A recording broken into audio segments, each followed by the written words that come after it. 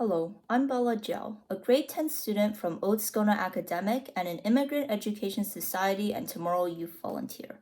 I encourage you to come join the Canadian Youth Forum on Diversity, Inclusion, and Reconciliation. Join the discussion and have your voice heard on February 17th to 19th over the weekend.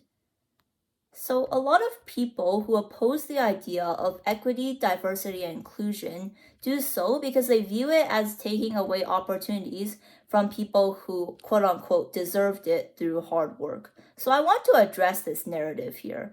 I want to talk about why this merit system that people place so much faith in, while it is logical to some extent, needs to be re examined. Because these systems and institutions don't exist within a vacuum. There are hundreds of years of history behind our society, and in this history, there were multiple historical injustices that were designed to disproportionately harm one group of people. It was a history full of biases and discrimination. So when a field is predominantly full of a certain group, it's not necessarily because the other groups aren't hard workers or they aren't capable.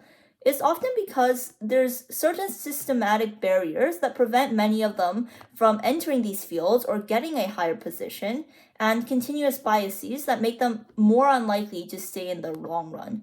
So there was a false dichotomy presented here, this idea of equity, diversity, and inclusion in exchange for the principle of merit.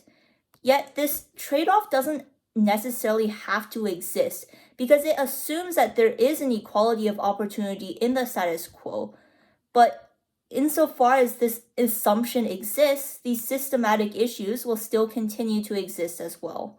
So it's critical to realize that this trade-off isn't actually real or actually as significantly harmful as people who oppose this idea of equity, diversity, and inclusion make it out to be, because people in marginalized communities can be just as capable if given the opportunity and resources.